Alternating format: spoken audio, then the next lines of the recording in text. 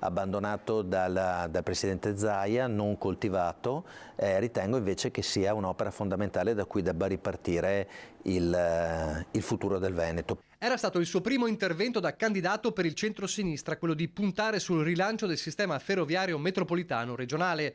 Ed ora, a poco più di un mese dal voto, Giovanni Manildo torna su un punto chiave del suo programma. Lo fa a Ring, annunciando il lavoro di un team che sta stendendo un vero e proprio progetto. Deve unire le città più importanti e i centri più importanti del Veneto, capillare.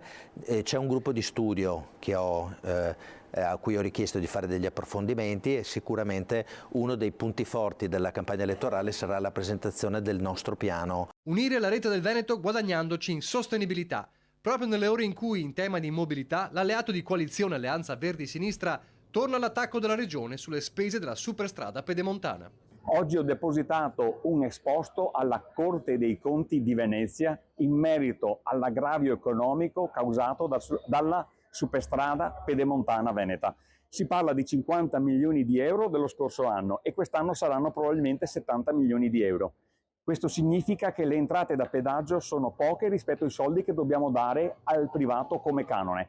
Nel mese di agosto si conferma un'entrata di soli 10 milioni di euro. Sono pochissimi rispetto a quello che dobbiamo pagare al privato. Pensate che con il solo buco dell'anno scorso e di quest'anno potevamo assumere 600 medici di medicina generale, oppure potevamo pagare i progetti di 240 sindaci sulla sicurezza stradale, progetti non pagati perché la Regione non ha più soldi. Chiediamo alla Corte dei Conti di valutare questo danno erariale, sono convinto che faranno tutti gli accertamenti del caso. Intanto Manildo continua la sua campagna elettorale e sorride delle critiche della Lega che in questi giorni ha sventolato lo spettro comunista con l'ingresso di Rifondazione nel campo largo. Falce Manildo c'era anche nel 2013 quando ho fatto le elezioni con Giancarlo Gentilini, anzi c'erano le vignette, ero uno dei padri del comunismo, quindi messi vicino, quindi è un simpatico flashback. Come dire, un attacco che porta fortuna.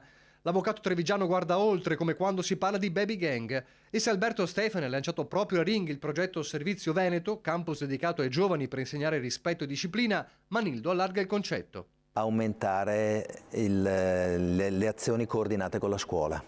Cioè ritengo che le baby gang hanno un'età in cui c'è ancora la scuola dell'obbligo e che sia necessario integrare dei processi, dei percorsi per cui si fa una formazione e un'educazione al rispetto molto importante. Tema sociale strettamente legato alla sanità. Manildo ribadisce: annunceremo l'assessore prima del voto e non sarà un politico, perché deve essere fuori dagli interessi di parte. È necessario anche